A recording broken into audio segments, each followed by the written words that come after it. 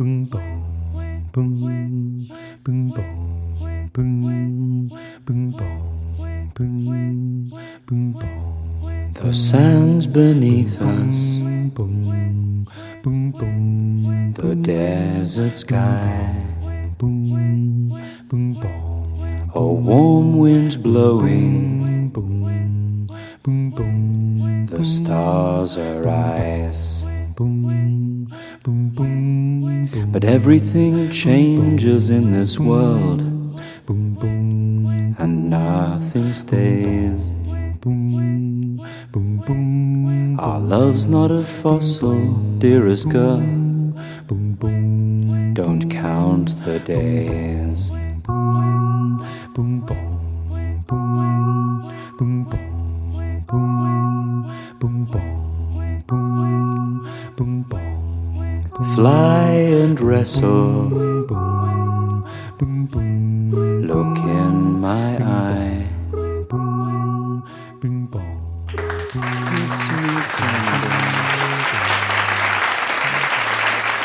Bueno, entonces damos comienzo oficial a la conferencia. Bueno, buenas tardes a todos. Muchas gracias por estar, por compartir con nosotros esto que a su vez nosotros queremos compartir con ustedes, que es de alguna manera el trabajo que venimos haciendo y ciertos frutos, ¿no?, que van dando a lo largo del camino y que uno trata de compartir. Bueno, esta es una conferencia que tiene... Sí. Perdón. Decía que esta es una conferencia que, bueno, que tiene, está movilizada por dos factores que se unen, que son, por un lado, la presentación del libro nuestro, de nuestro último libro en papel, ya que se va a imprimir por Letra Viva, que tiene el título El problema de la transmisión y los límites del lenguaje. Y por otro lado, y en íntima conexión, también poder dar noticia del curso que vamos a iniciar en abril, junto con Causa Clínica, que tiene el mismo nombre, El problema de la transmisión y los límites del lenguaje, y que de alguna manera, bueno, nos permite un mayor desarrollo de los temas, de muchos de los temas del libro, y también de otros que no están en el libro, pero que tienen que ver con la investigación y con el psicoanálisis. El libro, en principio, estaría saliendo a mediados de marzo ya. Esperemos que podamos cumplir con las fechas. Estamos trabajando con Letra Viva ahí, codo a codo. Y el curso sí tiene fecha ya fija, que es empezaría el sábado, ya les digo, Gabriel, el primer sábado de abril, ¿es verdad? ¿El 6 de abril? No, perdón, el 10 de abril. El 10 de abril, sí. El 10 de abril. Segundo sábado de abril. Exacto. Y el curso va a ser con la plataforma Zoom cada 15 días, o sea, un sábado sí, un sábado no, en el horario de las 14 horas. Y tiene una duración de 10 encuentros el curso, más o menos de 2 horas de duración cada encuentro. Y la modalidad es virtual, con plataforma Zoom, lo que permite que podamos ser vecinos cercanos o vivir en distintos países y poder conectarnos de la misma forma, ¿no? Por lo menos esa es una de las ventajas, ¿no? Y también, bueno, el trabajo con el grupo, que participe del curso de posgrado, se va a completar con también comunicación en grupo cerrado por Facebook, y a través de los foros, donde, bueno, vamos a poder facilitar el intercambio y también utilizar otros materiales, ¿no? Bueno, un poco esos son Ese es el aviso oficial. Y bueno, a ver, decíamos que hay una íntima conexión entre el libro que estamos presentando y el curso que vamos a dar, porque de alguna manera el libro se inserta en una serie de temas que venimos investigando y trabajando con Gabriel desde hace más de 20 años, acompañados por distintos colegas siempre que nos han ayudado, que han intervenido activamente. Y bueno, el que tenemos que mencionar sí o sí es a Federico Manson, que es con quien iniciamos este trabajo de investigación y psicoanálisis. Y bueno, también le dedicamos en memoria de él también esta conferencia. Dado bueno, el acotamiento temporal que tiene esta conferencia, ¿no? Que es con su duración limitada, solamente vamos a poder tomar algunos ejes, un par de ejes nomás temáticos que están trabajados en el libro y que también vamos a desarrollar en el curso. Y bueno, y va a haber muchos otros ejes que no vamos a poder abordar en el día de hoy, ¿no? Pero que bueno, quizás aparezcan algunas insinuaciones en la ponencia de hoy. Bueno, le doy la palabra entonces. Sí. Gabriel, ¿ya estás listo? Sí, sí, ¿qué tal? Sí. Bueno, aprovecho para saludar también que acaba de ingresar Adriana Casareto, a quien, bueno, agradecemos por alojarnos en Causa Clínica y además, bueno, con quien venimos teniendo también, es una de las personas con las que, de las colegas con quienes venimos teniendo una interlocución permanente y bueno, agradecerle por este espacio, bueno, por poder hacer en esta institución tan querida para nosotros este curso de posgrado.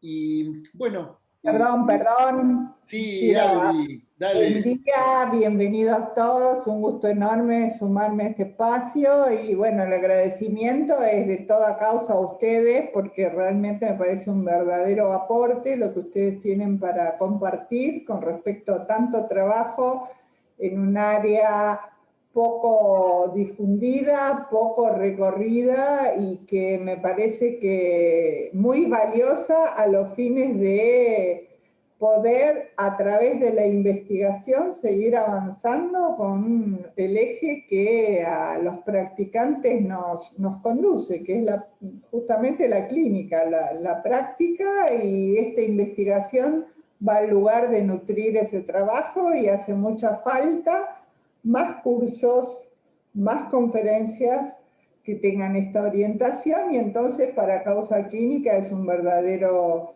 placer y estamos muy ansiosos por todo lo que acontezca aquí y en el curso. Así que gracias a ustedes por haber propuesto esta actividad en Causa. ¿Sí?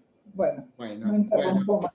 Bueno, muchas gracias, Adriana. Y bueno, vamos a empezar entonces.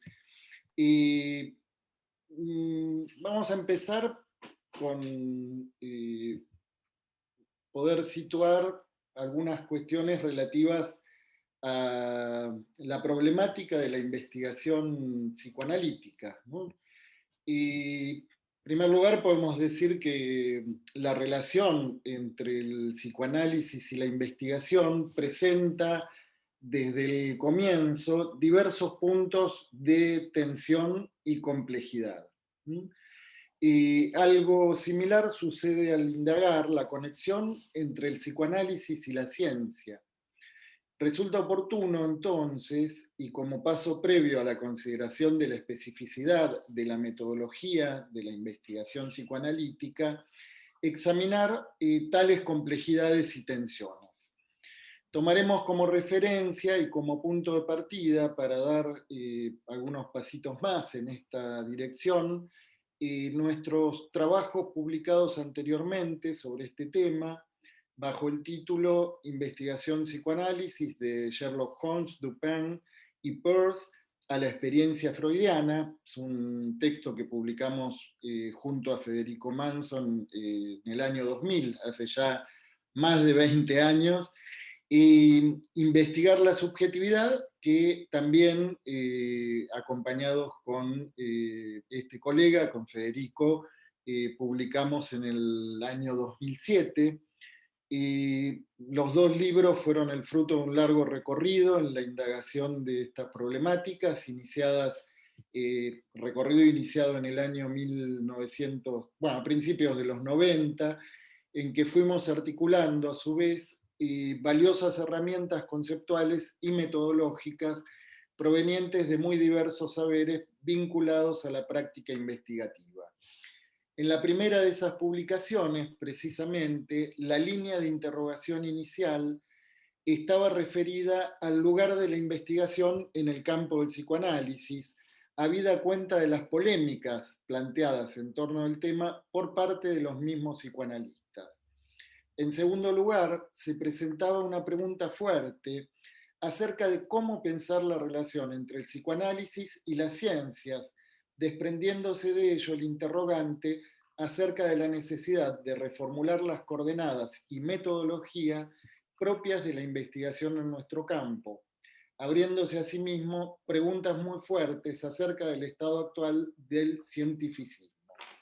Entonces, para comenzar, podríamos decir, nada más oportuno que introducir algunas preguntas, y yo voy a transmitirles ahora algunas de estas preguntas que podemos situar a la manera de señal de largada, ¿no? En primer lugar, ¿cuál es el lugar de la investigación en la experiencia psicoanalítica? Podríamos decir, ¿cuál es el lugar de la investigación en la experiencia psicoanalítica hoy? ¿De qué manera se investiga, si es que se investiga, y cómo pensar ese movimiento de investigación? ¿Qué relación podemos establecer entre psicoanálisis e investigación? ¿Puede pensarse en los mismos términos que la investigación científica? Pregunta que es solidaria de otra que en cierto sentido la precede, que ¿es el psicoanálisis una ciencia? ¿Podría formularse, por otra parte, y sistematizarse para el psicoanálisis un método específico de investigación? ¿Cómo concebir una metodología de lo singular? Nos pareció también por entonces interesante situar algunas cuestiones relativas a la singularidad del objeto de la investigación psicoanalítica, y en este punto conviene situar que ese real que aborda el psicoanálisis a partir del descubrimiento freudiano del inconsciente es un real que ninguna otra ciencia llega a teorizar ni conceptualizar. ¿Es el objeto A el objeto del psicoanálisis? Tomamos aquí una pregunta de Lacan. ¿Habría de acotarse allí el interés de la investigación psicoanalítica? En conexión con esto, resultaron de sumo interés para nosotros en esos primeros pasos tanto las formulaciones de Carlo Ginzburg acerca del paradigma indiciario, contrapuesto por este autor al tradicional paradigma científico usualmente denominado como galileano, como la introducción por parte de Charles Sanders Peirce de un modo de inferencia lógica distinto de la deducción y de la inducción, particularmente propicio para formalizar el abordaje de lo real, el concepto de abducción. Por último, se consideró imprescindible abordar la singularidad de la investigación planteada desde la perspectiva del lugar del analista en el devenir de un caso, en todo lo que se pone en juego para que sus intervenciones alcancen alguna eficacia, recurriéndose para ello a la analogía con el método del detective en la investigación policial, tal como es presentado a través de la emblemática figura del Chevalier Dupin en la trilogía de Edgar Allan Poe y el mítico personaje de Sir Arthur Conan Doyle en Sherlock Holmes. Y en cuanto a nuestro segundo volumen, Investigar la subjetividad, además de profundizarse allí las indagaciones acerca de la relación entre el psicoanálisis y la ciencia, la especificidad de su objeto y los aportes de la semiótica, en particular el estudio del concepto Peirciano de semiosis y la abducción, se consideraron de interés las investigaciones sobre el lenguaje llevadas a cabo por otro de los filósofos más influyentes del siglo pasado, Ludwig Wittgenstein.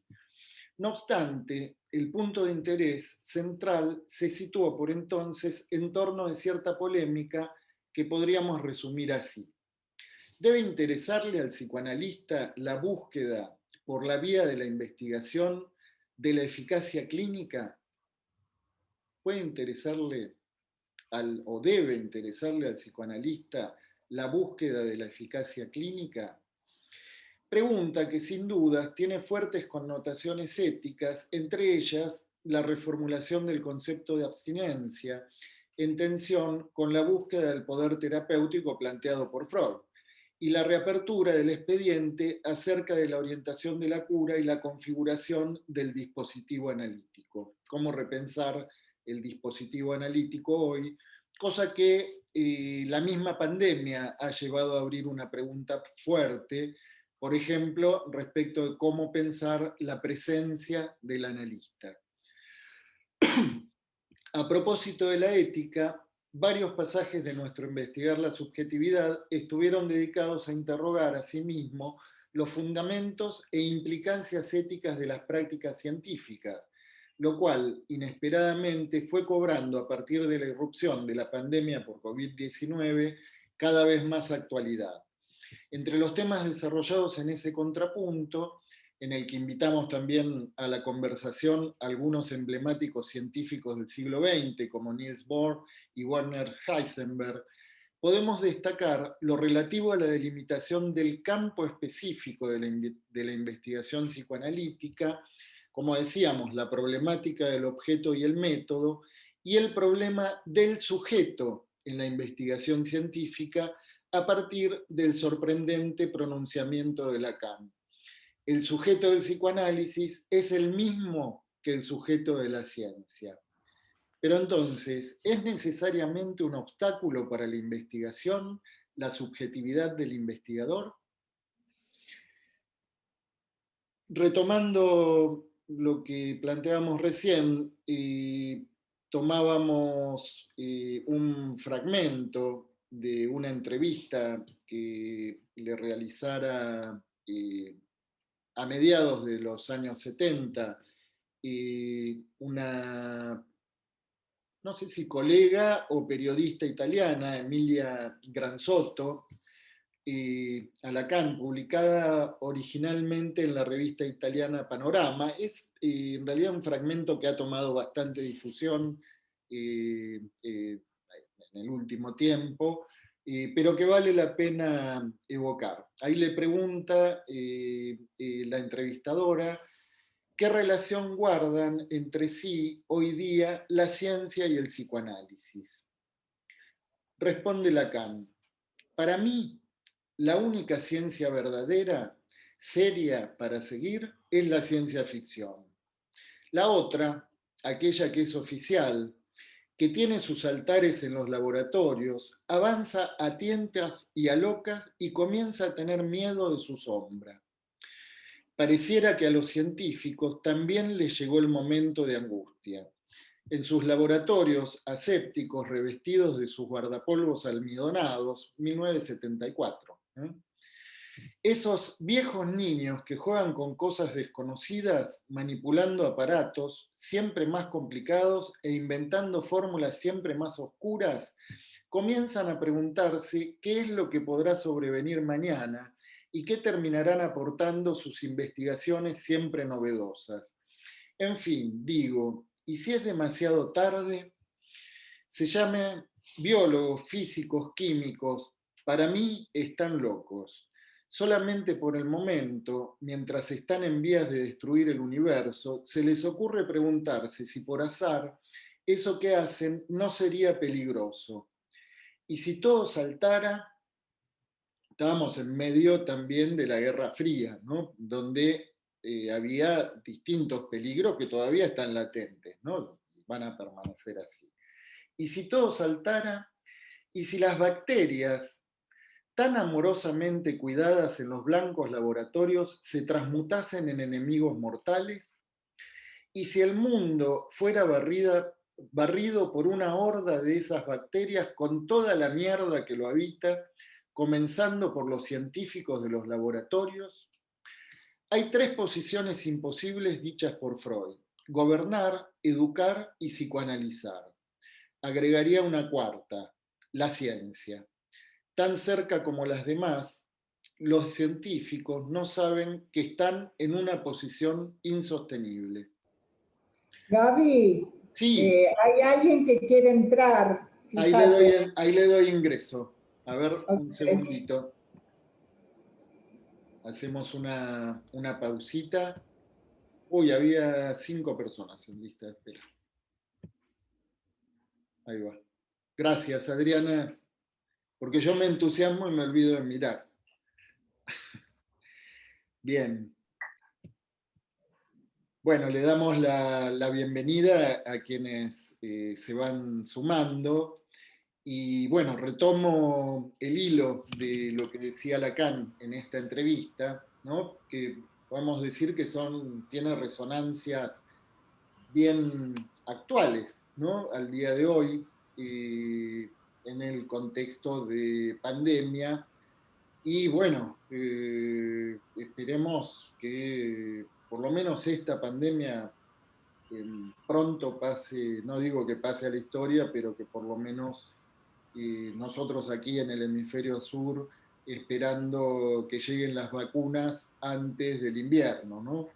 Pero bueno, no es casual que entre todas las ideas que dispara esta terrible situación aparezca en el imaginario colectivo como una sospecha que todavía permanece ahí latente, el retorno de la idea de que algo de todo esto pueda haber sido provocado por la manipulación científica indiscriminada, ¿no?, de la naturaleza, con el fantasma de la guerra bacteriológica en primer lugar. Lacan expresaba su preocupación por una ciencia que no se interesa ni se interroga por sus consecuencias. Y en este punto podemos decir que el psicoanálisis, por lo menos como nosotros lo pensamos y lo sostenemos, toma extrema distancia, rechazando toda asimilación a esa concepción. Sin embargo, podemos tomar otra perspectiva que consiste en no reducir la definición de ciencia a ese único rasgo siniestro que recién destacábamos junto con Lacan. Y entonces, incluir otros caracteres que también son predicados de lo científico, pero que revisten un valor distinto y pueden abrir el juego a forjar creativamente las herramientas técnicas y metodológicas requeridas en cada caso para una investigación genuina, tal como venimos proponiendo en nuestras anteriores publicaciones. Ahí sí, tal como se verifica una y otra vez, psicoanálisis e investigación se alimentan y enriquecen recíprocamente. Quizás sea necesario retomar entonces las ideas más básicas y generales sobre lo científico, entendido como aquello que define a toda práctica que aborda un fenómeno u objeto desconocido, un hecho sorprendente o una regularidad inesperada, en términos de Peirce, con el propósito de hacerlo inteligible. Vale decir, una práctica científica que pueda advenir en experiencia investigativa concreta en acto. En nuestra opinión, esa es la idea de ciencia que, por ejemplo, pregonaba el fundador de la semiótica, Charles Sanders Peirce, quien parece haber previsto los peligros que años después advirtiera Lacan al hablar del científico que avanza a tientas y a locas y no se pregunta qué podría sobrevenir, o si eso que hacen no sería peligroso. Quizás a partir de ello es que Peirce asevera que las ciencias han sido hechas con un propósito y que un propósito es un deseo operativo. Parece que la ciencia actual se olvida que se originó por un propósito.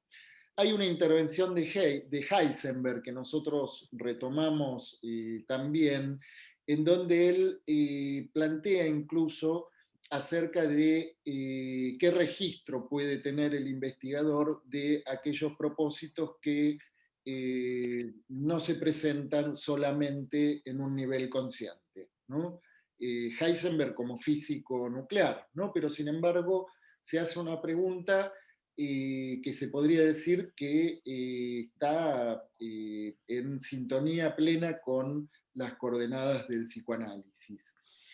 Entonces, parece que la ciencia actual se olvida que se originó por un propósito, es un modo de decir lo que Lacan situaría más tarde como la forclusión del sujeto en la ciencia, o lo que es peor, podríamos agregar, su degradación en tanto objeto del rendimiento al servicio de los imperativos económicos de las corporaciones que comandan las investigaciones científicas con el único propósito de multiplicar su capital y su patrimonio.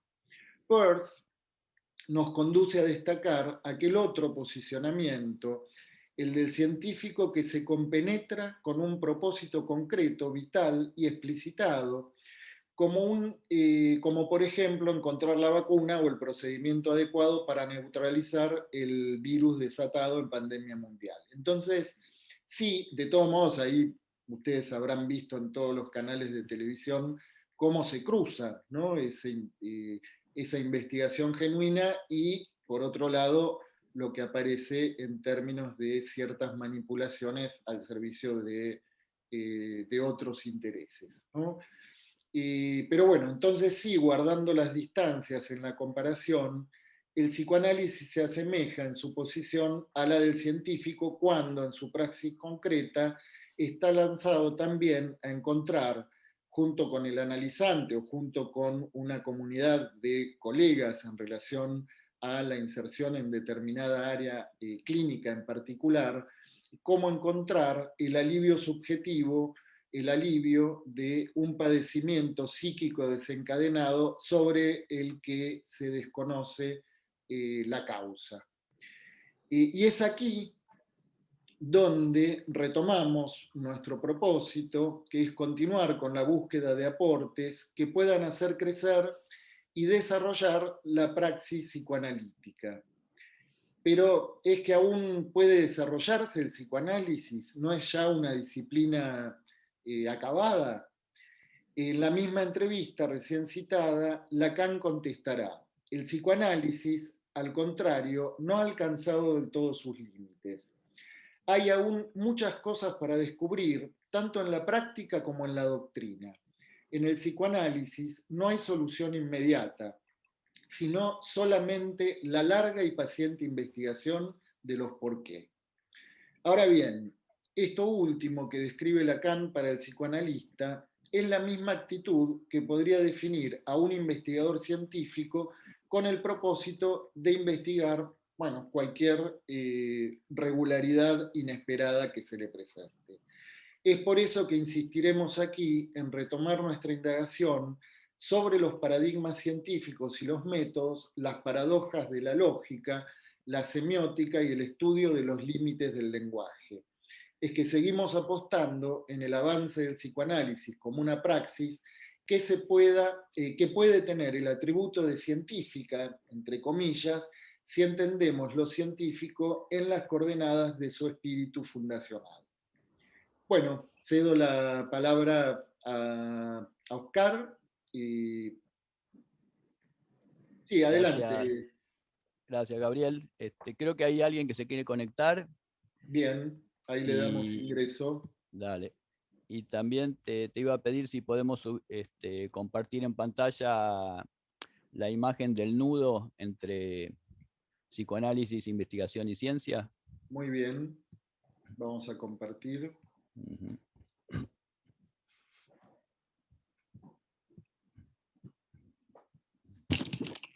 Voy a necesitar mis anteojos. Los anteojos, muy importante. Ahí está, se está bien. Apareciendo. Uh-huh. Bien. Perfecto, ahí está. Bueno, a ver, recurrimos a un signo icónico para que nos produzca también sentidos distintos al signo palabra nomás, ¿no? El signo icónico es trabajado por Peirce con bastante intensidad y nosotros lo tomamos, varios desarrollos de él en distintos momentos. Y en principio, para explicar un poquito, una de lo que plantea Peirce sobre el signo icónico es que uno de sus niveles es justamente el signo diagramático, o sea, poder visualizar en un dibujo distintas relaciones entre distintos elementos, ¿no? Bueno, lo que nos permite este icono, este diagrama, es tratar de entender un poco lo que estaba hablando Gabriel recién, que es uno de los ejes de nuestro trabajo, que es esta relación, ¿no? A veces problemática, a veces difícil, a veces en tensión y a veces en intersección, ¿no? Ahí podemos ver que hay lugares de intersección entre estas tres cosas distintas, ¿no? Hay que partir que son distintas cosas: el psicoanálisis, la ciencia y la investigación. Son campos distintos, pero que tienen sus lugares de intersección, y eso es lo que nosotros investigamos. Y lo investigamos también porque, a ver, no es simplemente un tema de curiosidad, sino que lo que se comprueba es que hay relaciones, ¿no? Hay relaciones reales entre la ciencia y el psicoanálisis y la ciencia, y las prácticas investigativas con ellos dos. La investigación tampoco queda reducida ni a la ciencia ni al psicoanálisis, ¿no? Y para empezar podemos hablar de la famosa investigación sexual infantil, ¿no? Y nosotros trabajamos un poco también hablando de este lugar, digamos, del investigador, con los paradigmas de Sherlock Holmes y de Dupin, también, ¿no? No son psicoanalistas, sin embargo, algo de su hacer, de su saber hacer, o de su forma de investigar, aporta a nosotros como psicoanalistas, ¿no? Bien, lo que vamos al vínculo entre psicoanálisis e investigación. La relación entre psicoanálisis e investigación también es problemática, no es lineal, ¿no? Es compleja. Y nosotros vemos que, a ver, para darle un poco de concreción a esa relación problemática entre investigación y ciencia, podemos empezar por un tema lógico, que son las paradojas.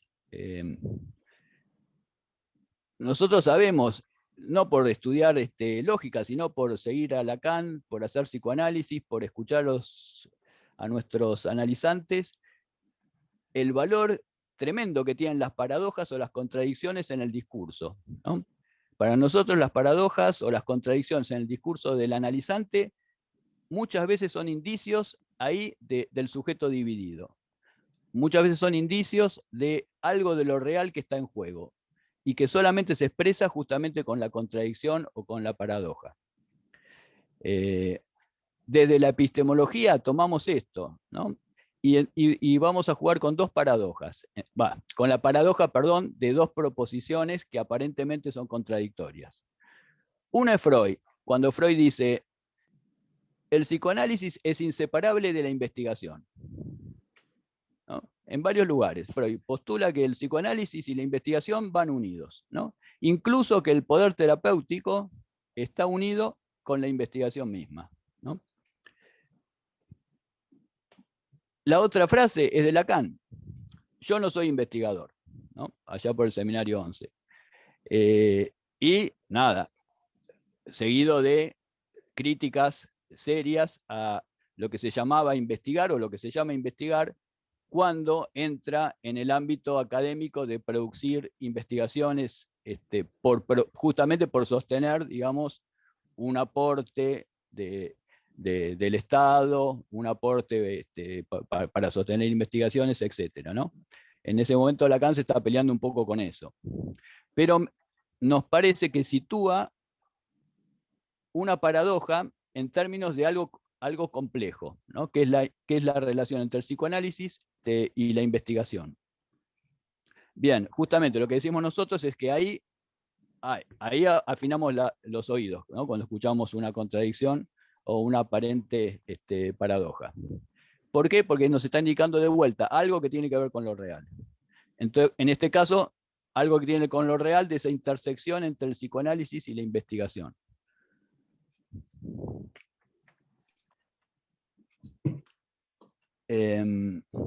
Hablando justamente, ¿no? de entonces sostenernos en una argumentación lógica que incluya la atención en las paradojas y en las contradicciones, evidentemente estamos hablando de una lógica que supera la lógica proposicional clásica, ¿no? Creemos que esto fue un tema de mucho obstáculo, ¿no? Cuando se hablaba de, bueno, hay que ser lógico, la investigación tiene que tener su lógica, y uno por ahí iba directamente a la lógica proposicional y dice, ¿y esto para qué me va a servir? ¿No? La lógica excede en muchísimo el tema de la lógica proposicional. Bueno, y uno de los que le han dado, pioneros que le han dado esta expansión y este desarrollo ha sido Peirce, ¿no? Charles Sanders Peirce. A ver, en este punto nos gustó algo que se llama lógica de la vaguedad, ¿no? que se habla a veces de lógica de la vaguedad, que tiene que ver con lógicas que no sean binarias, ¿no? Que no tengan valor de verdad. Una proposición tiene que ser verdadera o falsa y no hay otra opción. Bueno, hay lógicas que exceden este binarismo por ejemplo, en relación a otorgarle verdad o falsedad a una proposición. Lógica de la vaguedad, hay muchos lógicos que hablan de lógica de la vaguedad. No es una invención, ¿no? Nuestra, ni viene de hace mucho tiempo. Peirce habla de lógica de la vaguedad. Russell, ¿no? Uno de los pilares, por ejemplo, de Mario Bunge. Mario Bunge lee y ha estudiado a Russell y es uno de sus pilares en relación a la lógica analítica. Bueno, Russell mismo, Bertrand Russell, sostiene la validez de pensar de la vaguedad como una forma de entender cierto movimiento lógico y de investigación. Bueno, ¿por qué decimos esto? Porque, de vuelta, esto no, me parece que lo que nos permite a todos es entrar con más liviandad cuando decimos, bueno, a ver, analicemos lógicamente esto. ¿Qué quiere decir eso? Quiere decir que, bueno, vamos a analizar racionalmente un asunto, vamos a tratar de ubicar causas y efectos, vamos a tratar de armar una argumentación, ¿no? Entonces, con esos componentes ya estamos armando una argumentación lógica, ¿no? Y no tenemos que ir a ver tablas de verdad ni ninguno de esos dispositivos. Y es más, ¿no? Lo que se empieza a ver es que en toda investigación uno empieza con algunas hipótesis que vamos a llamar vagas, ¿no? En general. Sí, Oscar, Sí, Gabriel. ahí, como para que esto que estabas presentando no quede en la más absoluta vaguedad, podemos poner un ejemplo muy, muy concreto, ¿no? Que podemos tomar de la astrofísica, ¿no? Que es una de las ciencias que nos nutre en estas articulaciones también que venimos haciendo, y es lo que se conoce, en realidad en el más absoluto desconocimiento, ¿no? Como la materia oscura. La materia oscura. ¿Por qué digo que esto podemos pensarlo desde esta misma perspectiva, ¿no? De la vaguedad? En realidad se está poniendo un nombre ahí, algo que se infiere a partir de lo que no encaja en los cálculos matemáticos de los astrofísicos, pero se infiere con una fuerza muy importante, ¿no? Al punto de llegar a sostenerse que el 85% de la composición del universo está hecho de esa supuesta materia oscura, ¿no? Ahora, materia oscura es un modo de llamar a algo de lo que, salvo por eso que no encaja en los cálculos y ecuaciones matemáticas, sin embargo, no hay ningún modo hasta ahora posible de captación, ¿no? Ni de captación sensible, ni de captación a través de ninguno de los artificios con los que cuenta actualmente ninguna de las ciencias. ¿No? No hay ninguna captación de eso, más que hay algo que no encaja, ¿no? Y que persiste en hacerse presente en la inadecuación de esos cálculos y esas ecuaciones, ¿no? Exacto, sí. Sí, sí, gracias, Gabriel, porque justamente eso que aparece ahí, ¿no? Fuera de los cálculos de lo que se esperaba, no es ninguna vaguedad. Y acá de vuelta Bertrand Russell nos ayuda. La vaguedad pertenece al lenguaje, no a las cosas, no al mundo. Entonces Bertrand Russell hace esta distinción. Tenemos que tener en cuenta lo que es el lenguaje de lo que es el mundo. Y a veces los problemas son cuando adscribimos las propiedades del lenguaje al mundo. Nosotros podemos traducir cuando dice al mundo a lo real, quizás, ¿no? Claro, en términos de Lacan podríamos decir no hay vaguedad de lo real. Exactamente, ¿no? En todo caso, lo real, como dice Peirce, es lo que nos golpea, lo que irrumpe, lo que no cuaja, lo que está fuera del cálculo que teníamos predeterminado, ¿no? Entonces, y sí, absolutamente, y si quieren, cierro el tema de la vaguedad con un párrafo de Freud en Introducción al Narcisismo. Se los voy a leer porque también es muy interesante y tiene que ver justamente con el abordaje epistemológico, con esta diferencia al psicoanálisis en relación a otras ciencias. Bueno, se los leo. Dice, el contexto en que escribe este párrafo Freud está hablando queriendo sostener su idea de que hay una división entre libido del yo y libido sexual. Contra Jung, que trata de unificar todo, digamos, con tal sentido común, etcétera, ¿no? Entonces, esto es lo que dice. Entonces, Freud lo que está diciendo es que por ahí, quizás para una ciencia especulativa, para una teoría especulativa, esta división que hace él entre libido del yo y libido objetal no cuaja, porque es muy vaga, ¿no? Porque no es precisa. Sin embargo, esto es lo que dice Freud, ¿no? Dice, es precisamente esta la diferencia que separa una teoría especulativa de una ciencia basada en la interpretación de la empiria, ¿no? Acá en este momento está ubicando entonces al psicoanálisis como una ciencia basada en la interpretación de la empiria, de la experiencia.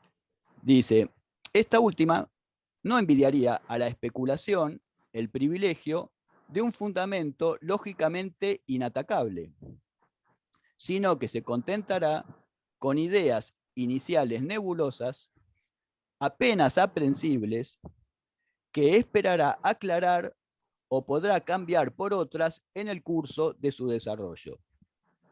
Tales ideas, ¿no? Esas ideas primeras, no constituyen en efecto el fundamento sobre el cual reposa tal ciencia, pues la verdadera base de la misma, ¿no? De las ciencias de la empiria, es únicamente la observación.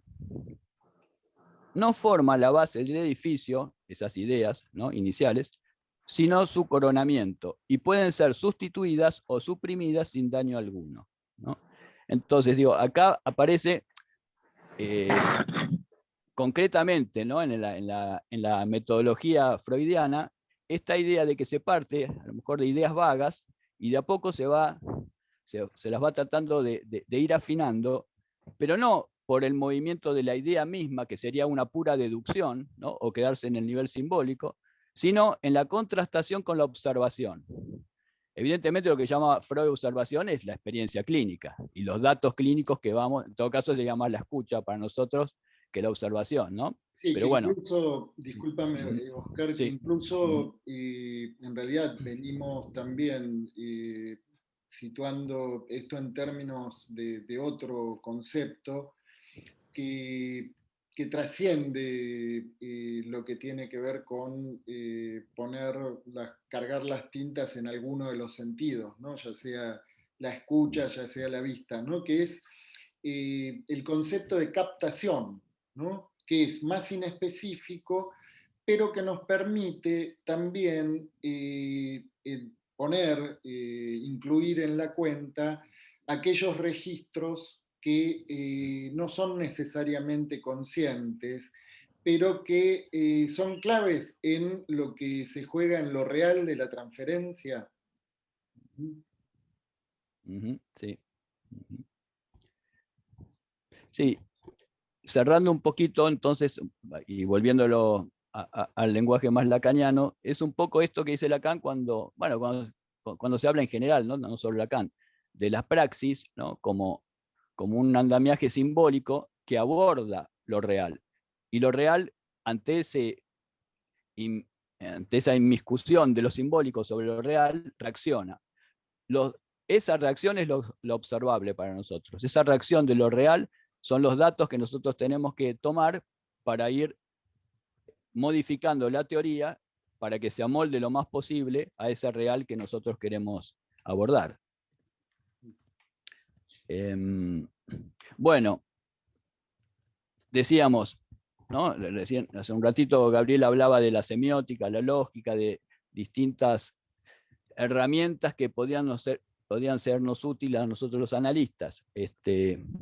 Bueno, tomamos ahora para esta conferencia algunos de los que nosotros tomamos, algunas herramientas lógicas y semióticas. En relación a la lógica y lo que seguimos diciendo, ahí aparecía como un concepto, dijimos, no tan utilizado en general en los abordajes epistemológicos clásicos, que era la abducción, ¿no? Entonces, para poder entender un poquito más el tema de la abducción, vamos a Peirce. Y Gabriel, si podemos poner la imagen de deducción, inducción y abducción, creo que le pusimos el título a esa imagen. A ver, ahí ya lo comparto. Dale. Porque la abducción es un tema que parece sencillo, y es sencillo, y parece complejo, y es complejo. ¿Por qué? Porque uno podría decir, a ver, la abducción es uno de los 3 elementos justamente de esta tríada, ¿no? Una tríada no por casualidad, donde Peirce, en general, toda su lógica y semiótica la basa en una lógica triádica. Acá tenemos la tríada que nos interesa, es lo que Peirce define como los únicos 3 modos de inferencia posibles para razonar. Es así de tajante. Con esto, por ejemplo, se peleaba un poco Samaja, ¿no? Cuando quería hacer incluir a la analogía, bueno, nada, por eso digo, ahí aparece la complejidad. Pero si queremos ser simples, me parece que esto es una buena manera de poder entender estos 3 modos de razonar o de validar nuestros razonamientos o de argumentar, ¿no? La deducción, ¿no? Que es lo que más conocemos. La deducción implica que tenemos una regla o una ley que damos por verdadera, ya la damos por verdadera, no es un problema ya la damos por verdadera esa ley. Entonces, a partir de esa ley desprendo casos particulares de esa ley. Entonces, como la ley era verdadera, los casos particulares entonces tienen que ser verdaderos. No hay objeción a eso. Por eso es necesaria esa inferencia, ¿no? Eso sería la deducción. La inducción, a ver, el tema de la deducción es que, fíjense, simplemente juega a nivel de lo simbólico, a nivel de, no se mete con las cosas concretas la deducción. La inducción, en cambio, sí, ya se mete un poco con el mundo, con las cosas. ¿Cómo es la inducción? Tengo una regla o una ley, pero no sé si es verdadera o no es verdadera. Entonces, ¿qué hago? Deduzco un caso particular de esa ley y después hago el experimento. Observo qué pasa con ese caso particular. Si ese caso particular resulta verdadero, bien, entonces hago con la misma ley otro caso particular y veo qué pasa. Y veo, y si se concreta es verdadero, bien. Y si hago otro caso particular y también me da verdadero, entonces mi mente cada vez está más inclinada a pensar que esa ley es verdadera.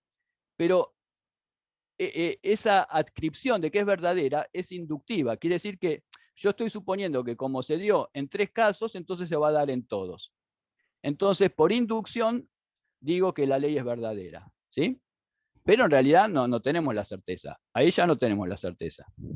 Y por último, tenemos la abducción. La gran diferencia con la abducción es que no tengo ninguna regla ni ninguna ley. Y de repente me encuentro o choco con un hecho sorprendente, con algo que pasa, singular y que me sorprende y que no tengo explicación. Con mis conocimientos actuales no puedo dar cuenta de por qué pasó eso. Entonces, lo que hago es que trato de articular ese evento, ¿no? Ese caso singular, como si fuera, justamente, mientras ese evento y es algo singular, no es caso. Entonces, trato de pensar eso que pasó como si fuera un caso particular de una ley que tengo que inventar o que tengo que buscar porque no se me había ocurrido, ¿no? Bueno, el armar, esto de armar un hecho singular y armarlo como un caso de una ley, eso sería la abducción, ¿sí? Y decía, en el sentido más simple, la abducción es armar una conjetura ante algo que no puedo explicar, que no tengo ninguna regla a la cual adscribir. Entonces, no sé qué pasó. Bueno, entonces digo, esto debe ser un caso particular de esta ley. Bien, esa es una abducción. Armé una conjetura sobre lo que pasó, que por supuesto no tengo garantía de que eso sea cierto o verdadero. Bien, bueno, esto que les acabo de decir lo trabaja mucho Charles Sanders Peirce y nosotros también lo trabajamos, sobre todo para pensar el tema de varias intervenciones del analista del lado de la abducción, ¿no? Justamente, donde no hay garantías, donde no es que tenemos una ley y al sujeto no lo podemos clasificar.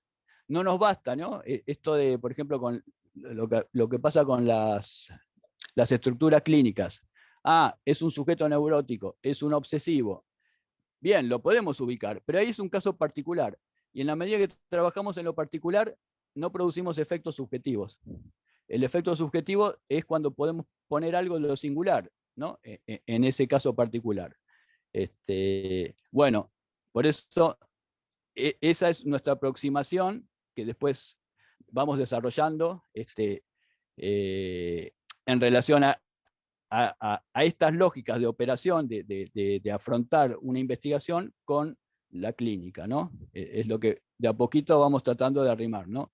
Es como si tuviéramos, así como la física está dividida en la física básica y la física aplicada, nuestro trabajo ha sido un poco, bueno, a ver, investigación básica, donde vemos semiótica, lógica, algunas cosas de lingüística, etcétera, y cómo después se puede aplicar de alguna manera a la clínica psicoanalítica, ¿no? Bien, y el otro elemento que hemos trabajado mucho, y Gabriel, si lo tenés también, es el signo peirciano. El diagrama del signo peirciano, como diferente al signo saussuriano, del que nosotros, ¿no? en la facultad nos familiarizamos más, justamente por el tema del significante del signo lingüístico saussuriano. Bueno, el otro fundador de la semiótica, que es Peirce, planteaba más o menos al mismo tiempo otro esquema de signo diferente del saussuriano, sobre todo porque son 3 elementos en interacción, ¿no? El signo es un operador ternario, terciario, de terceridades. No se puede reducir a relaciones biunívocas, ni de a dos, binarias, perdón. Ahí vemos el diagrama básico de lo que es el signo para Peirce. Una de las grandes ventajas que tiene el signo peirciano es que vuelve a introducir el objeto, ¿no? En el signo saussuriano teníamos significante y significado. y el objeto no aparecía en el diagrama. En cambio, acá tenemos un diagrama que hace aparecer el objeto. Por más que para nosotros siempre el objeto esté perdido. Pero sin embargo, que el objeto esté perdido no quiere decir que no hay objeto. Y esto es un punto importante.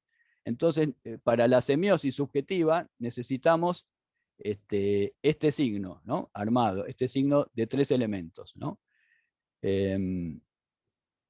Bueno, no nos vamos a extender ahora en esto, pero sí marcar esto, ¿no? Eso después lo vemos a lo último, Gaby, esa parte, porque anticipamos que lo vamos a utilizar. Bien.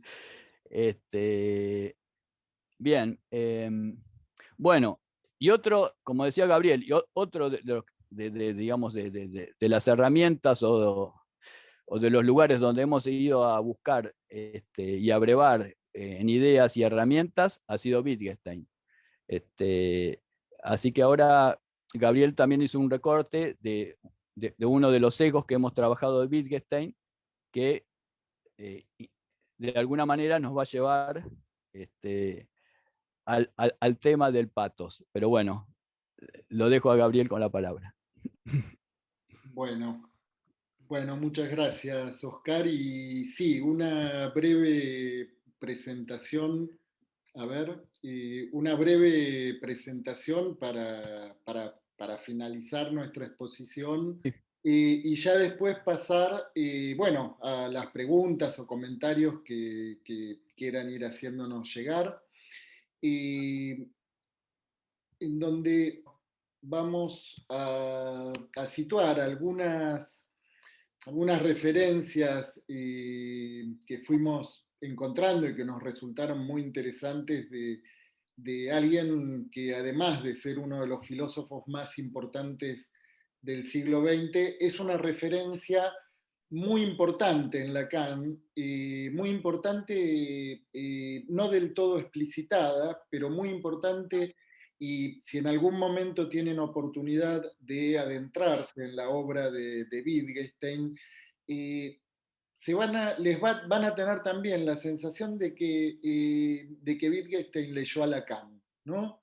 Y cuando uno ve las fechas de los escritos y ve las fechas, se da cuenta que en realidad Lacan lo leyó a Wittgenstein, ¿no? Y que tiene una presencia mucho más fuerte de la que es explicitada.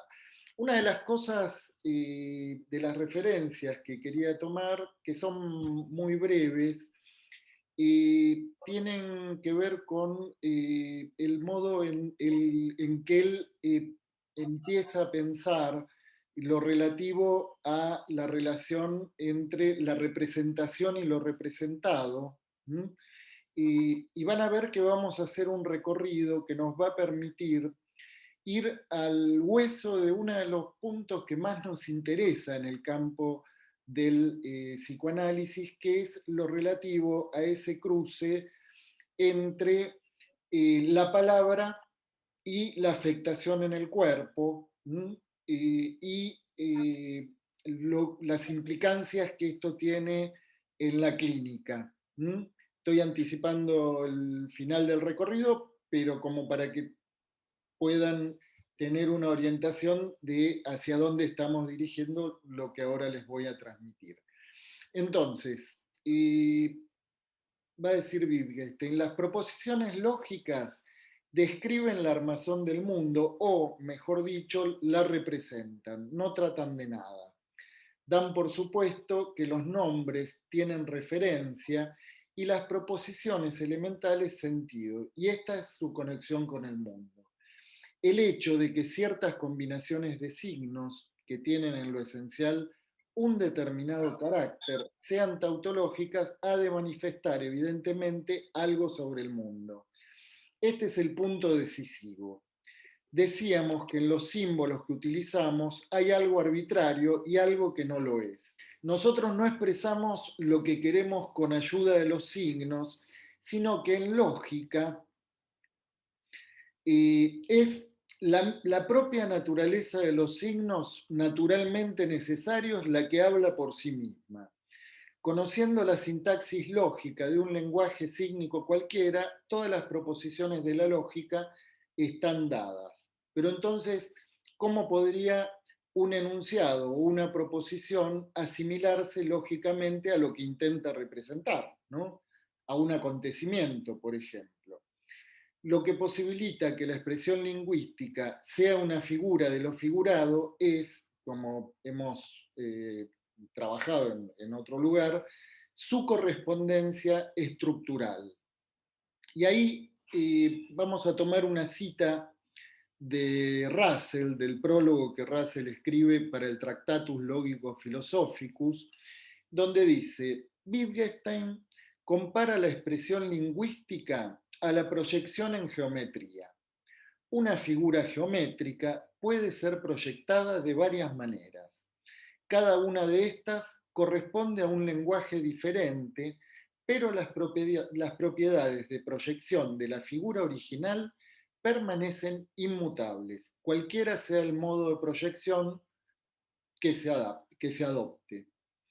Estas propiedades proyectivas corresponden a aquello que en la teoría de Wittgenstein tienen en común la proposición y el hecho, o lo representado, ¿no? El acontecimiento, siempre que la proposición asevere ese hecho o acontecimiento.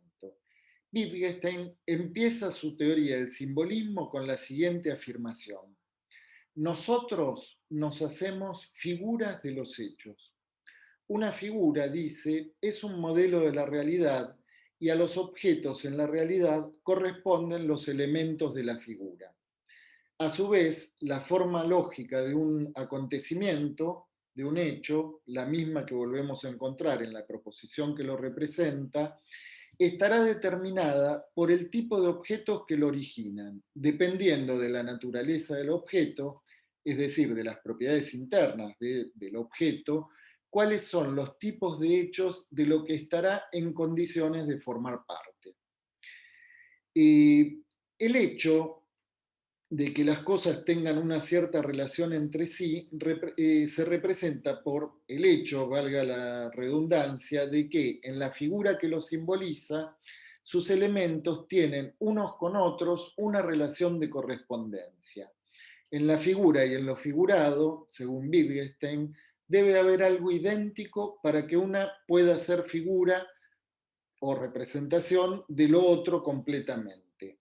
Lo que la figura debe tener en común con la realidad para poder figurarla a su modo o manera, justa o falsamente, es su forma de figuración. Y fíjense que acá, en la forma de figuración, o lo que podríamos situar en términos de la mostración o la manifestación, podemos situar, por ejemplo, las figuras del acting out y del pasaje al acto, como modos de manifestación de aquello que el sujeto no puede decir. Voy a tomar una referencia como para poder ilustrar algo de esto y ya vamos a pasar a los comentarios y preguntas, en donde va a ilustrar Wittgenstein con un ejemplo algo de lo que estamos intentando transmitir aquí respecto de esa correspondencia estructural, ¿no? Él dice: el disco gramofónico, el pensamiento musical, la notación musical, las ondas sonoras, están todos unos respecto de otros en aquella íntima relación figurativa que se mantiene entre lenguaje y mundo. A todo esto es común la estructura lógica. Yo ahora voy a compartir pantalla para poder situar algo de esto, para poder ilustrarlo. Miren, vamos a las imágenes, ¿no?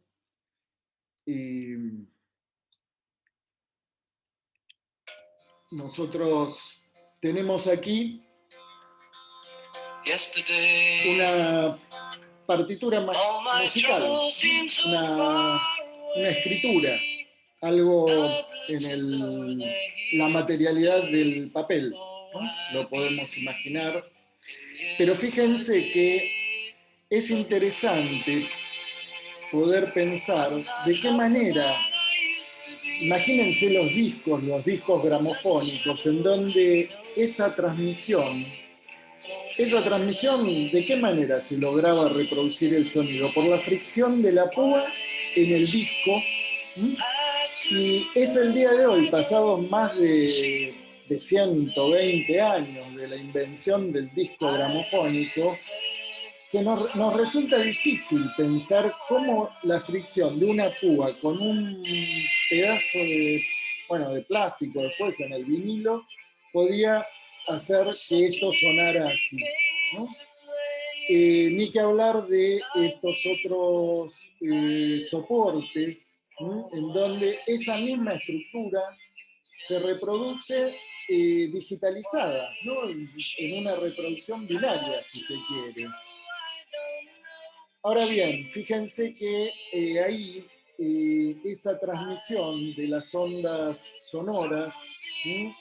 No solo se puede transmitir de manera atmosférica por distintos modos de transmisión, por ejemplo, el aire, por ejemplo, el agua en los sonares de los barcos, con lo que pueden ir incluso haciendo mapeos topológicos, ¿no? Puede escucharse a partir de eso el latido del corazón de un bebé, ¿no? Ahora bien, fíjense que nosotros estamos viendo ahí, estamos escuchando algo para todos conocido, ¿no? La música de los Beatles, pero seguramente a cada uno y a cada una de ustedes escuchar esta música probablemente tenga una repercusión, como sucedía en el público de los Beatles, absolutamente singular.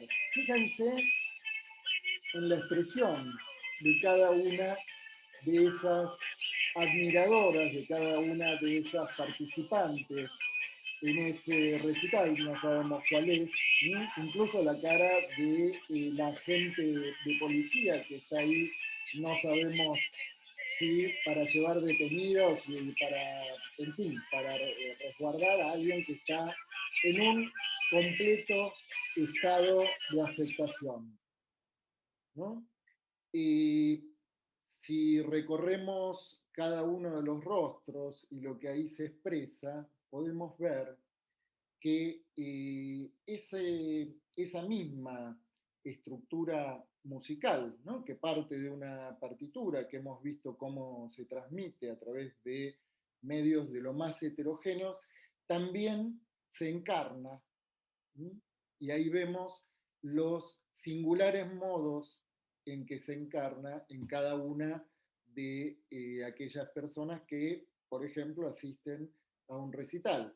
Pero lo mismo, esto mismo que podemos situar aquí, podemos pensarlo en el amplio campo de la palabra y el lenguaje en su afectación de los cuerpos. Bueno, hasta aquí la presentación y abrimos ahora, en todo caso, bueno, a la conversación, a los comentarios, las preguntas que nos quieran hacer llegar. Muchas gracias. Hola, yo tengo algo para comentar. Hola, No Oscar, sé si se me adelante. escucha bien. ¿Sí? Bueno, les aclaro, si se me escucha bien, que yo voy a ser su alumno en el curso a partir de abril. Ya estoy inscripto. Gracias. Ujú.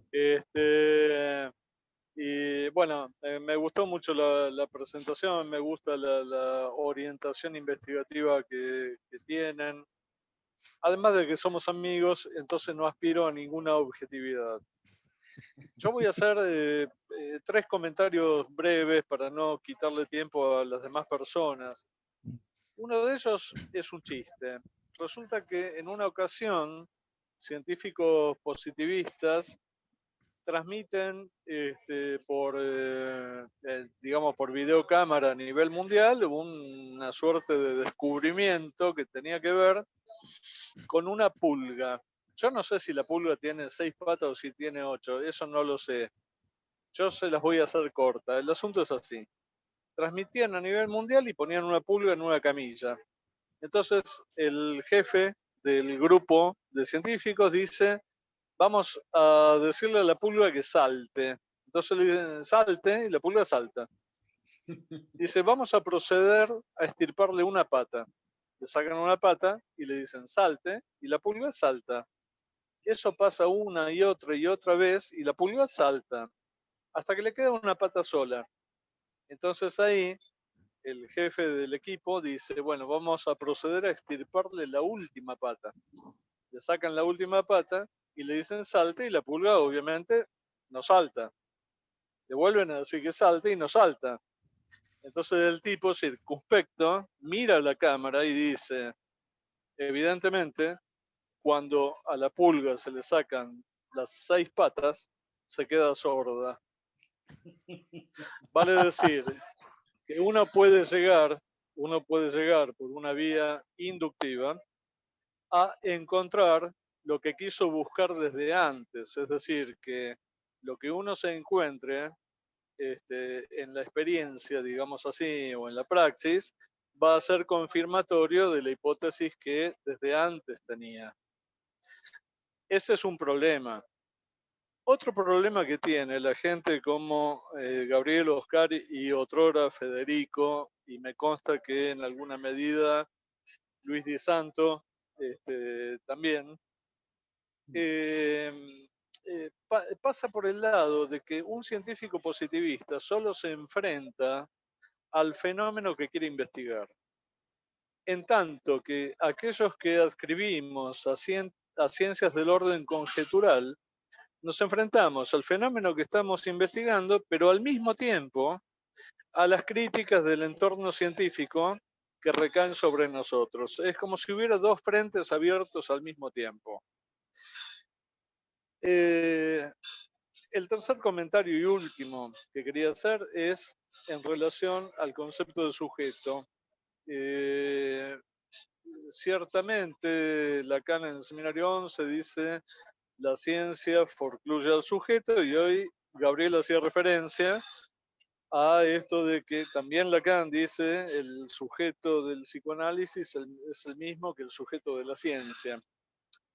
Yo ahí les preguntaría si esta aparente contradicción no se resuelve por el hecho de pensar que si el sujeto del psicoanálisis es el mismo que el sujeto de la ciencia, está del lado del investigador que, barrado él aunque no lo sepa, se hace una pregunta. Es decir, que el sujeto de la ciencia ya no sería el objeto investigado, sino él mismo haciéndose la pregunta. Me detengo acá. Bueno, muchas gracias, Oscar. Y sí, tiene que ver con esto que decíamos al comienzo, ¿no? Que hoy nos interesaba hablar del campo del saber y del campo del no saber, ¿no? Y me parece que ahí podemos situar también una versión de la división subjetiva, ¿no? Pero en donde pensamos así la posición del investigador, ¿no? Ahí donde entre ese saber o las referencias de saber y el encuentro con el hecho sorprendente, el encuentro con esa regularidad inesperada que no deja de volver siempre al mismo lugar, incluso aún como en el caso de ese real que desde la astrofísica situamos en términos de la sustancia oscura, uno podría decir, bueno, hay como cierta conexión que podemos establecer entre esa oscuridad de la sustancia o la materia oscura y el objeto A, ¿no? Por ejemplo. Pero bueno, me gustaría abrir a ver quiénes tienen ganas de intervenir o hacer algún comentario o pregunta. Hay una pregunta de Jorge Romano a todos. A ver, Y dale. pregunta, ¿están refiriendo tanto a la transmisión como la investigación? o sea, están refiriendo que tanto la transmisión como la investigación están atravesadas por vicios políticos y científicos. Bueno, yo diría que sí, incluso en el campo del psicoanálisis, ¿no? Inevitablemente, por vicios y no solo por vicios. Ahora, lo que sí me gustaría situar en relación al recorrido que estamos proponiendo en el curso de posgrado, el recorrido tiene que ver con el que nosotros mismos fuimos haciendo y que desembocó en este interés particularmente puesto en el problema de la transmisión y los límites del lenguaje, no solo desde el punto de vista de la investigación, se podría decir en términos propiamente investigativos, sino en lo que eso tiene que ver, tanto con los efectos en la clínica, como lo que tiene que ver con la transmisión del psicoanálisis, ¿no? Y entonces, bueno, hay como distintos puntos de interés que, bueno, nosotros mismos fuimos transitando y que tenemos el interés de compartir y de transmitir en ese recorrido que estamos proponiendo, bueno, que tienen su punto de articulación allí, ¿no? Brevemente, por ahí respondo un poquito algo de las preguntas que hasta ahora se dijeron. En relación al atravesamiento cultural e ideológico, justamente que tiene un sujeto, ya sea que esté enseñando, o esté transmitiendo, esté investigando, es inevitable.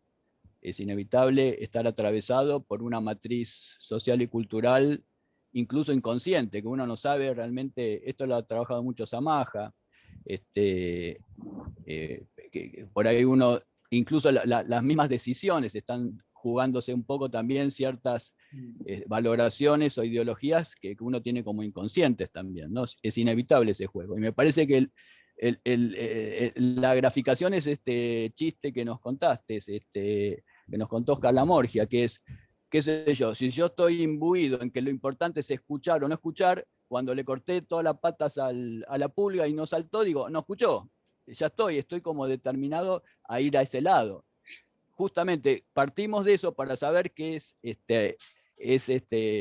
fallible, digamos, hay error, ¿no? Puede haber error, entonces sabemos, no vamos a dar certeza a eso a esa conjetura que armamos, y vamos a seguir armando otros abordajes para ir viendo que si desde otros ángulos también se da lo mismo o se da otra cosa, ¿no? Y sobre el tema de investigación, ¿no? Sobre qué uno quiere investigar, también ahí la paradoja y la dificultad para el psicoanalista es que el psicoanalista no va a investigar lo que quiere en la sesión, va a tener que escuchar lo que quiere el sujeto. Entonces ahí hay una paradoja, porque el investigador científico va con un propósito y aborda su objeto con ese propósito y con ese sentido. Y nosotros tenemos que abstenernos en un punto para poder escuchar qué es lo que viene, ¿no? Quería hacer un comentario. Sí, hola Luis, bueno, ¿Qué gracias. tal? Digo, ¿cómo están? Adelante. Un comentario breve, porque me parece que esto que decía Jorge, ¿no? De los vicios, habría que ver qué es vicios, ¿no? Con respecto a qué. Pero más allá de eso, todos somos viciosos, podemos decirlo, ¿no? Pero más allá de eso, lo que como lector uno puede decir, ¿no? Que hay una diferencia en lo que se escribe con respecto al trabajo científico, ¿no? Y otra cosa es cuando uno lee filosofía de la ciencia, donde me parece que esos autores toman algo de la subjetividad del científico, que no suelen aparecer en los papers científicos por una cuestión de método y de validación de esos trabajos, y también consideran no como una variable independiente, sino que interviniente, el tema del azar, porque hay muchos descubrimientos científicos que han tenido que ver con el azar. ¿no? Sí, Y se considera el azar como un elemento que favorece lo científico. Por eso digo, no es homogéneo tampoco el campo de la ciencia, como tampoco es el del psicoanálisis, que a veces al transmitir un caso, redondean lo que es ese caso para que esa presentación sea prolija. Y la realidad pudo haber sido otra totalmente diferente. Por eso digo, los ámbitos donde se presentan los trabajos muchas veces condicionan la posición de los investigadores también. sí. Digo porque hay una tensión que se busca eliminar y que me parece que no hay que eliminar, hay que sostenerla. Y el psicoanalista en el buen camino me parece que está más advertido que cualquier otro investigador cuando se dedica a investigar de esto y lo pone en valor. Otros creo que lo quitan, lo neutralizan, lo censuran. Me parece que esa es una diferencia que vale la pena sostener en el horizonte. Bueno, nada más. Sí. Bueno, muchas gracias, Luis. Sí, lo reprimen, ¿no? Pero me parecía, sí, muy interesante esto que traías también. Eso en relación a la pregunta por los condicionamientos políticos, incluso en el campo del psicoanálisis, ¿no?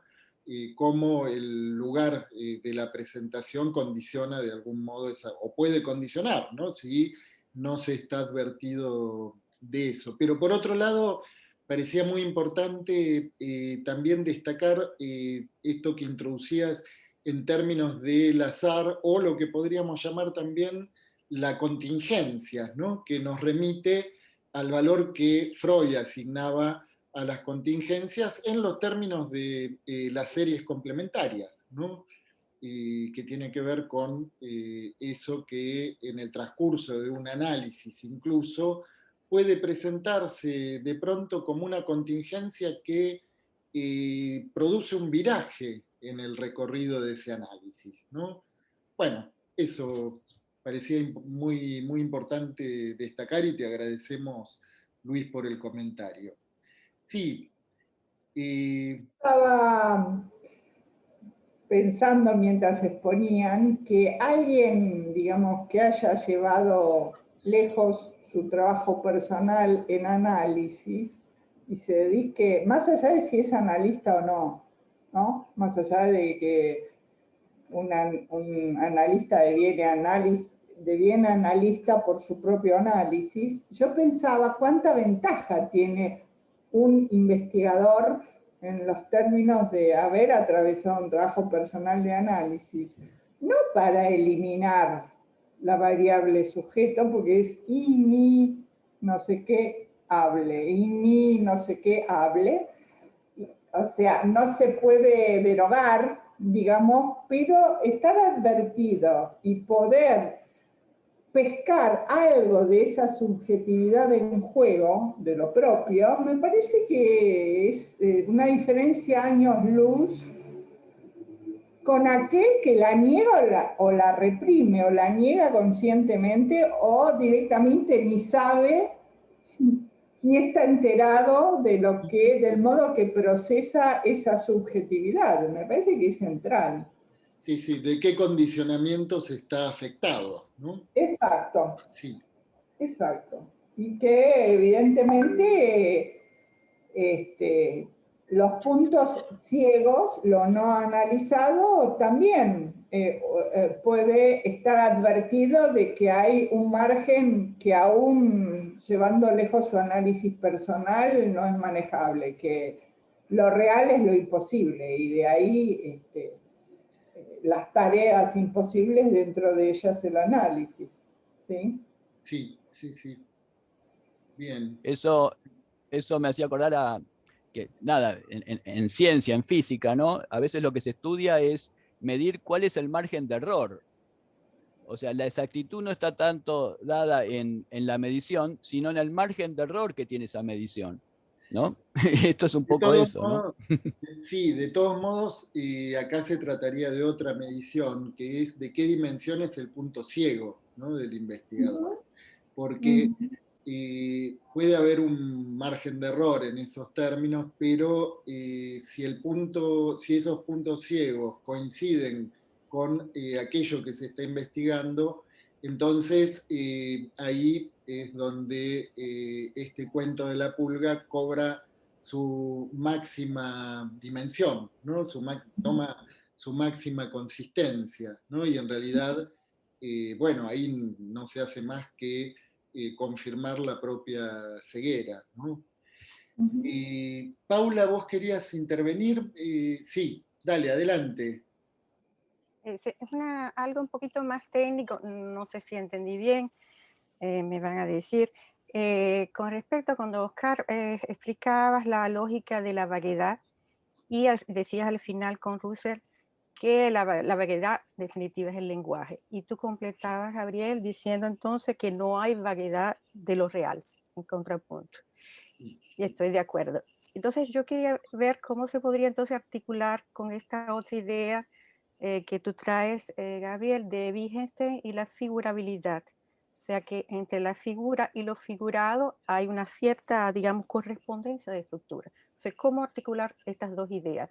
Figurabilidad, o sea, correspondencia de estructura entre figura y figurado, y por otro lado, que el lenguaje es la vaguedad, para ser un poco resumido, y que no hay vaguedad en lo real, con lo cual yo concuerdo también. No sé si me explico. Sí. ¿Sí? Bueno, porque, a ver, sí, a mí me daba miedo darte el micrófono, Paula, porque yo ya presumía que iba a ser una pregunta muy difícil, pero bueno, a mí me parece muy, muy, muy interesante porque justamente, ¿no? Y cuando se trata de representar lo que no tiene representación, ¿no? Además, tenemos un problema de otra naturaleza, ¿no?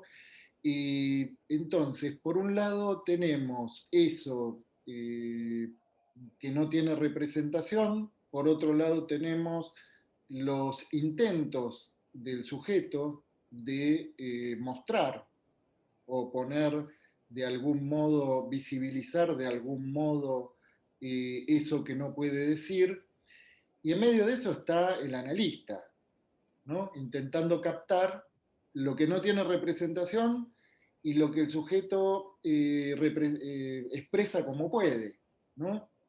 Por eso Lacan dice que es una profesión, Freud dice que es una profesión imposible, ¿no? Pero bueno, ¿qué hacer con eso? Es lo que nos interesa desarrollar en el curso. Entonces, Tiene que venir al curso. Sí, sí, quizás en sintonía con la posibilidad de seguir trabajando estos temas en el curso, podemos agregar dentro justamente de los signos, los índices y los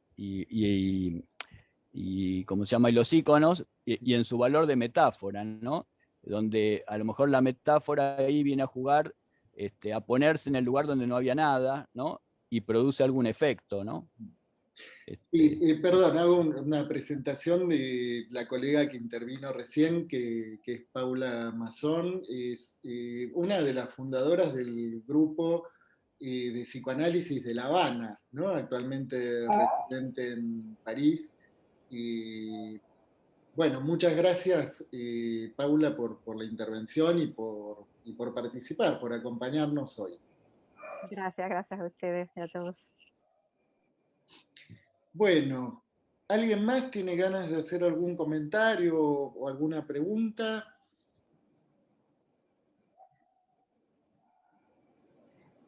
No, a mí me gustaría que cuentes un poco, digamos, cómo pensar, cómo han estructurado el curso, ya está estructurado, y un poco lo cuenten a los presentes. Bueno, ¿sí?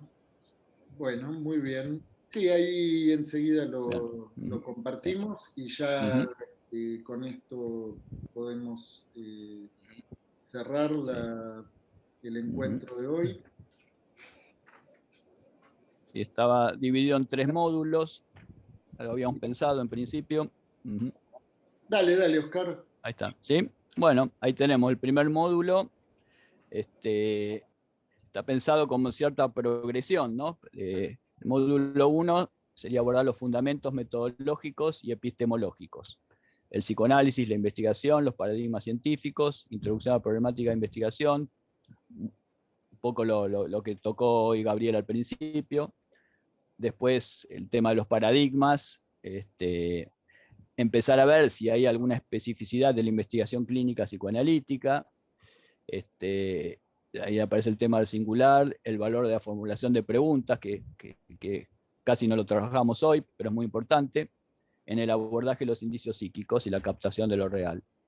El módulo 2 ya es investigar en psicoanálisis. Entonces, por un lado, delimitar el campo e incumbencias de la investigación psicoanalítica, el valor del caso en una clínica de singularidad, le damos mucho valor al trabajo en relación al caso clínico, ¿no? El encuentro con el hecho sorprendente, ahí trabajamos el tema de la abducción del descubrimiento, la problemática del objeto y del sujeto. Bueno, introducimos aportes de la lógica y la semiótica, la búsqueda de la consistencia y la articulación entre deducción, inducción e inducción. Y bueno, nada, retomando la experiencia freudiana y en relación a la experiencia investigativa y los desafíos que nos propone la clínica. Y el módulo 3, por último, es el problema de transmisión, los límites del lenguaje, o sea, tomamos el nombre del libro, y retomamos un poco lo que venimos trabajando, en búsqueda de la lengua perfecta, las barrotes de la jaula, el encuentro con el sinsentido, ¿no? La correspondencia estructural y la figurabilidad lógica, todos estos temas que partimos desde Wittgenstein. La propuesta terapéutica que da Wittgenstein, ¿no? Él no es psicoanalista, es filósofo. Los juegos del lenguaje, que son un avance, ¿no? y un segundo escalón del desarrollo wittgensteiniano.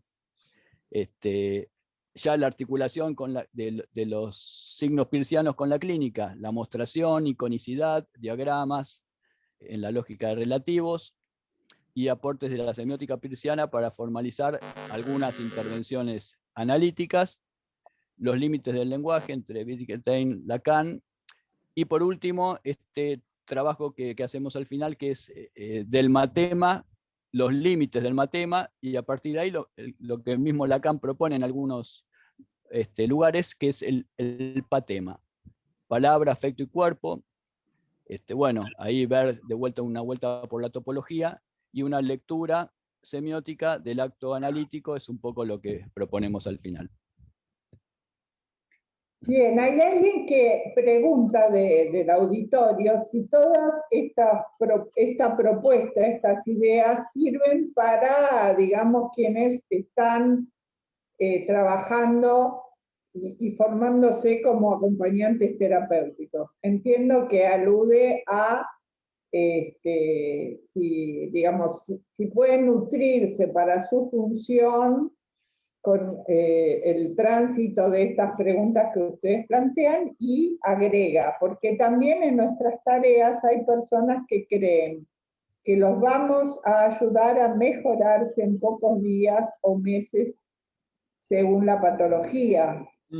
Esto lo pregunta María José Olivera Bassi y lo pregunta a todos. Ah, bien, bien. Sí, bueno, creo que vi ahí un comentario en el chat, creo que María José está también con otro colega de Chivilcoy, que aprovecho para saludarlos, con Luis. Sí, me parece una pregunta muy, muy pertinente también. En realidad pensamos que lo que vamos a desarrollar y lo que venimos desarrollando, por eso tiene que ver con el título de nuestro segundo libro, ¿no? Que es investigar la subjetividad, ¿no? Con lo cual pensamos que es una propuesta de interés para bueno, todos quienes están trabajando en el campo de la subjetividad y particularmente en el campo de la clínica en salud mental, ¿no? No solo parece que es de interés en el campo del psicoanálisis, sino que podemos hacerlo extensivo a todo aquel que esté interesado en la investigación de la subjetividad, ¿no? Incluidos los acompañantes terapéuticos, por supuesto. A ver, ¿algún comentario más? Gaby, yo tengo un comentario más para hacer. Dale, que me parece que va en apoyo de esta cuestión de la casuística o de la estadística fundamentando el acontecer de una ciencia. Una es una anécdota breve. Una persona que conozco hace como 30 años hizo un doctorado en una universidad y tomó como padrino de tesis a Miller. Esta persona estaba centrada en la plataforma giratoria entre la fobia y la perversión. O sea, ese era el eje de su trabajo. Entonces, en un momento dado le pregunta a Miller, yo no la nombro no por nada en particular, sino que no sé si quiere ser nombrada o no, pero el tema fue así. Le dice, ¿con qué casuística yo tengo que respaldar esta hipótesis? Y Miller le dice, un solo caso que esté bien planteado, lógicamente bien planteado. Eso por un lado. Por otro lado, no nos olvidemos que Freud entra al psicoanálisis por la histeria, Lacan lo hace por la psicosis, pero Freud establece el mecanismo paranoico y los 4 axiomas a partir de leer Memorias de un enfermo nervioso. No con 500 casos de casuística. Creo que en relación a eso se puede entender la propuesta de Gabriel y Oscar. Bueno, Sí. muchas gracias, Sí. Oscar. Sí, gracias. Igual no somos los pioneros con el tema del caso clínico. Ya viene de... Nosotros nos sumamos a una serie, ¿no? Bueno, está el texto de Nacio, ¿no? que lo hemos trabajado bastante, ¿no? La importancia del caso clínico para el psicoanálisis, sí, ¿no? de distintas perspectivas. Una cosa más, si me permiten. Sí, dale, Luis. Y no quiero quitarles mucho tiempo, pero es lo siguiente. Lo que dice Oscar también está considerado de cierta perspectiva en la investigación científica hoy. No nos olvidemos que, aunque hay importantes diferencias, existe la metodología cualitativa de investigación, que muchas veces toma un caso, o pocos casos, que no se basa en una cantidad, o sea que hay puentes epistemológicos de conversación con otras disciplinas que se pueden establecer, con diferencias, ¿no? Porque la verdad que no vamos a encontrar a alguien que piense igual que nosotros, sin olvidar que en el mundo del psicoanálisis también hay una diversidad enorme. Pero esto existe, o sea, hay receptores, por llamarlo de alguna manera, de estas ideas en otros lados, con las diferencias del caso. Por eso me parece que esto que ustedes vienen trabajando hace tiempo va a tener eco no solamente en el mundo analítico y más allá del curso que den ahora, sino como ideas y como conceptos para establecer diálogos posibles. Bueno. Gracias, Luis. Muchas gracias, Luis. Y sí, ahí retomamos también esto que decíamos, que citábamos a Heisenberg, ¿no? Cuando dice que el método se desprende del objeto, ¿no? Y entonces ahí podemos decir que justamente eso hace que podamos sostener ciertos diálogos, pero también de encontrar cierto límite en la medida en que trabajemos con, incluso si pensamos en el campo de la subjetividad, bueno, qué es extrapolable de un caso a otro, ¿no? Y qué no es extrapolable, ¿no? Y en ese sentido, en fin, uno podría sostener también que cada caso es una investigación, ¿no?